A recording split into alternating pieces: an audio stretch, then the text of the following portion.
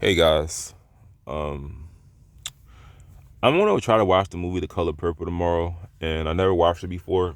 So the only parody I've seen in the movie was the one on the Boondocks. But our reason why I'm making this video is because the writer of the book turned into a movie, Color Purple, really caught my attention today. Alice Walker. So if you didn't know who that is, she's the writer of The Color Purple. And I think this is like my complete opposite because everything that she has been in controversy of, I'm like the complete opposite. So Alice Walker is a black woman. I thought she was white for some reason because a lot of great black movies, not really books, but when I didn't know it was a book. Well, a lot of movies that were in the 70s and 80s were actually created and directed and written by white people. Alice Walker, for one, she's been accused of anti-Semitism. So if you didn't know this, I'm gonna just say this. I know of the treatment of blacks in Israel, but I have to say this: out of all, out of both groups, I feel that Jewish people will have a better, in spite of a lot of stuff I say on this channel, a Jewish person will have a black person's better, like best interest versus someone from Palestine because they do not really fuck with us when they come over here. They don't give us jobs. They don't really, they really just out of everything, they just set up business in our community and, take their money wherever they go. But she is been accused of anti-Semitism, so I would assume that she supports Palestine. I'm only assuming that. Two, she's a feminist, and if you didn't know this, I I hate feminism for only one reason. So it's not that I want women to be treated like second-class citizens. No, I don't like the effect that it has had on the black community. If you don't know the history, feminists came to black women in the 60s and told them that you don't need a man. You can do it on your own, sister. And the result of that is looking today how single mothers raise children in the black community. That's the result of feminism. They started, so break it down like this. The white feminists allow housing and food stamps and security for the black woman as long as there was no man in the house. And when the man was taken out the home, what we have today as a result of it is women raising kids.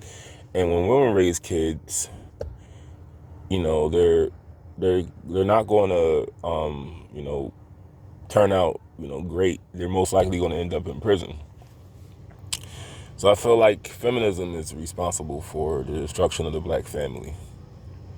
But you got to ask yourself this question: in what way does a black man oppress a black woman? I can't think of any. So why would a black woman feel that she's being oppressed by anybody, especially a black man? I mean, a white man can oppress her, but a black man cannot oppress a black woman because he has no power to. But feminism, Israel. Oh yeah. So she dated a woman in the 90s. She dated a singer, I think her name was Tracy Chapman. And you guys know, I don't do labels. I think I don't know if she classified herself as like gay or lesbian. I really don't know, but Wikipedia does. And I'm against labels. I'm against defining your sexuality through a word. There's beauty and women. It's like, I put it like this: you don't control what you find attractive. You control what you act on, but you don't control what it is that you like in a person. But you have the option of acting on it or not. And one more thing, well, it's a few more things. So she's a feminist. I think labels are pretty unnecessary to use. You shouldn't really label your sexuality. And this is surprising, but since she's classified as a member of the LGBT community, she's also being called transphobic. Now, I don't know why. Well, I do know why. I'll explain in this video. When Obama was, they say Obama is responsible for why everybody is gay and trans and non-binary. I don't know how true that is, but when all this is going on, and 12 years ago, there was what you could classify as unity. There is, an LGBT community. Well, I don't really think there is one, but there was a sense of unity when it pertained to rights and getting people canceled. That's the only time people come together, when you're trying to get somebody arrested, canceled, or you're trying to fight for rights that can benefit you in the long run. But what I was trying to think what I was trying to say. Oh yeah. So I don't recall very much of women being so against women that transition. Now I want to tell you this first of all. I don't use the word women that transition or trans women or transgender. I just say women.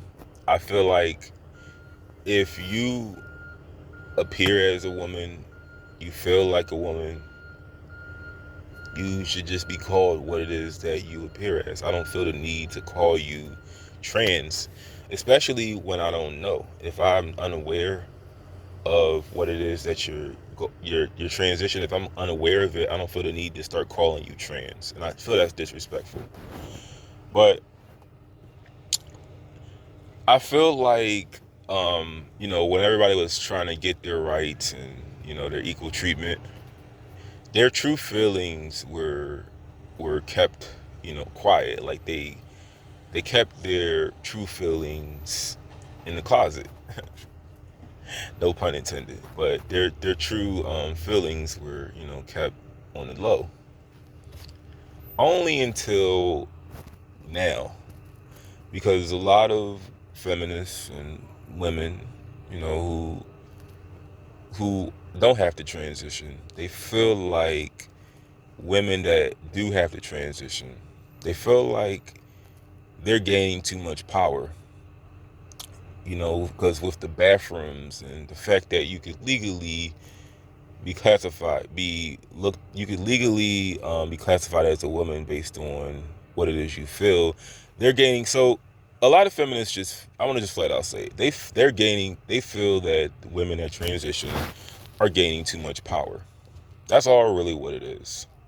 Because back in the day, it wasn't really like it is now. This is why they weren't voicing. You didn't hear a lot of feminists come out and say how I feel so unsafe in the bathroom. I feel like my life is in danger. Because they don't deal with what women deal with. Let me tell you something. That may be true.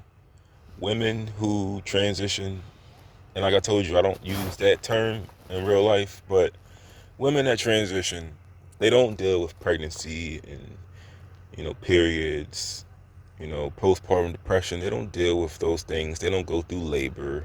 I understand, but when you really think about it, all of the all of the struggles that come with being a woman, other than the physical ones, women that transition deal with the same problems, sometimes a lot worse.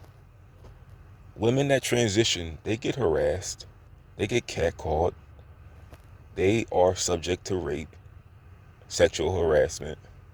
What's even worse, the stigma of being trans, they're subject to violence. Now, women are subject to violence, but not in a socially acceptable way, where a man just can't beat on a woman like he can beat on someone that's trans. Most likely, nothing's going to happen when, because I've watched a documentary on it. A lot of the times when women that transition are attacked or raped, they never really receive justice. But women that, don't have to transition, no one's going to just watch a man just beat the fuck out of her and not do anything. They are going to have somebody intervene. But it is socially acceptable to attack a woman that has to transition. It is acceptable to do that. But I feel that their harassment is a lot worse, because it's not unacceptable, at least today, like, based on the things that I've seen. I don't feel that their treatment is lesser than what a woman would deal with, because people actually will step in if a woman is being attacked. If a woman that transitioned was being attacked on a train, I feel like people would just probably watch and probably record. They wouldn't really step in. And I'm not trying to disrespect anybody, but I feel that the struggle is equally the same. It's virtually the same for both. And I'm talking about the harassment, the feelings of feeling unsafe are virtually the same. I remember this song, and when I was in college, I was doing like my first year at a community college. I remember it was a song about women who were saying how they felt unsafe walking at night. And I'm like, women that transition deal with the same thing. But I feel that feminists are now turning against them because they feel that they're gaining too much power. They don't want to be in the same bathroom as them. They don't want them, gaining more rights than they get. And this is when I tell women that transition, you need to just have, the only support that you need is from other trans women. That's the only support that you need. Because marginalized groups don't care about other marginalized groups' problems. And that's real talk. The only time they may pretend like they care is when they're trying to cancel somebody else or get somebody locked up. But no one cares about other people's problems. Because I'm just starting to see more and more women speak out against women that transition in a negative way. When 12 years ago, I hardly ever heard this until now.